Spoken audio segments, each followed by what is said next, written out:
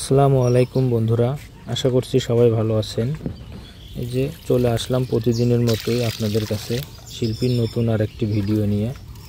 যে আপনারা দেখতে পাচ্ছেন শিল্পী সকাল সকাল রান্নার কাজ শুরু করে দিয়েছে। ওকে দেখলেই বোঝা যায় ও কত মনোযোগ সহকারে রান্নার কাজটা শুরু করে দিয়েছে।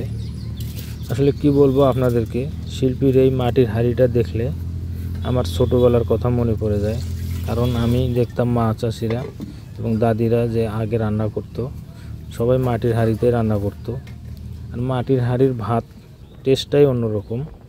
আপনারা যারা নতুন এখনকার সময়ের, তারা যদি না খেয়ে থাকেন একদিনের জন্য হলো ট্রাই করে দেখবেন মাটির হাঁড়ির ভাত। আসলে আমরা কথা বলতেছি ভিডিওতে, এটাই শুধু নয়, বাস্তবেও এটা অনেক টেস্টি।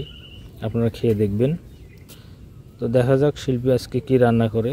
একটু আগে আপনারা দেখতে পেলেন মানে মাছ মশলা দিয়ে মেখে রেখে দিল। এখন চলে আসছে, এই যে দেখেন ও ডাঁটা কাটতেছে।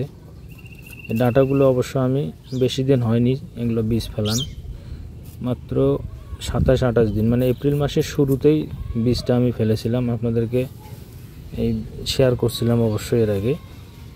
মাত্র 27-28 দিনের মধ্যে দেখেন ডাঁটাগুলো কত বড় হয়ে গেছে, মানে খাওয়ার উপযোগী হয়ে গেছে। আসলে নিজে কিছু ফেলার পরে ওখান থেকে নিয়ে খাওয়া মজাটাই আলাদা। একে খুব ভালো লাগে। দ্বিতীয়ত আমি সবসময় যেটা বলে থাকি, অর্গানিক খাবার আর কি, মানে ভেজাল মুক্ত, সার ওষুধ মুক্ত। কারণ আমরা অল্প একটু লাগাবো বাড়ির আশপাশে, যদি পোকামাকড় কিছু আসে সেটা আমরা হাত দিয়েই মারতে পারবো। এই জন্য আমাদের এখানে কোনো রকম কীটনাশক আমরা ব্যবহার করি না, কীটনাশক ছাড়াই।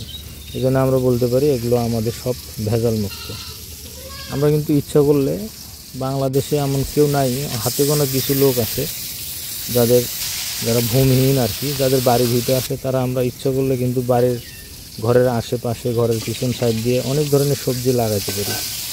আসলে আমরা একটু অলসতার কারণে গ্রামের মানুষরা অনেক সময় পারে না। শহরে তো হয় না, কিন্তু গ্রামের সবাই না, তবে কিছু সংখ্যক মানুষ আছে যাদের একটু বেশি সচ্ছলতা আছে গ্রামে, তারা ওগুলো করতে চায় না। তারা কিছুটা বাজারমুখী।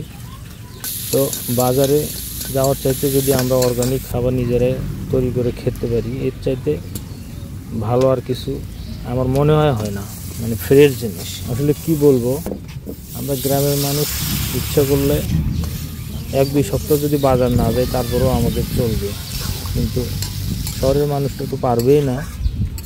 গ্রামে যারা শহরের মতো কালচার চলে আসছে যাদের ফ্যামিলিতে, ওনারা অবশ্য পারবে না। তো যাই হোক, কথা বলতে বলতে এই যে চলে আসলাম, শিল্পী রান্না প্রায় শেষের দিকে। এই যে ও ডাঁটাটা নিয়ে আসছে, ডাঁটা, আলু, এরপরে মাছের মধ্যে মনে হয় দিয়ে দিবে।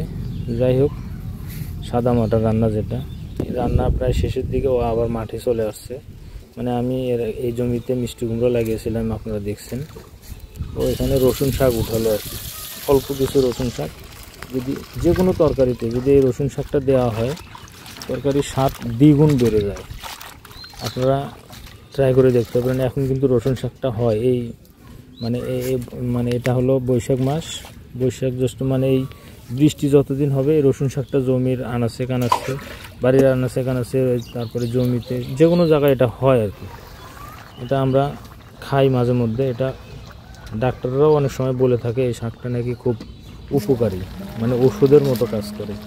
কারণ এটা আমিও প্রমাণ পাইছি। সেটা হচ্ছে যে এটা যদি কাঁচা অথবা রান্না করার পরে আপনি মুখে দেন, আপনি একটু মানে কেমন জানি লাগবে। তো যাই হোক, অনেক কথা বললাম, কথা বলতে বলতে ভিডিও শেষ প্রান্তে চলে আসছে। আপনাদের কাছ থেকে এখন বিদায় নিব। তো সবাই আপনারা ভালো থাকবেন, সুস্থ থাকবেন। শিল্পীর জন্য দোয়া করবেন, ও যেন আপনাদেরকে আরও ভালো ভালো ভিডিও উপহার দিতে পারে। আসসালামু আলাইকুম।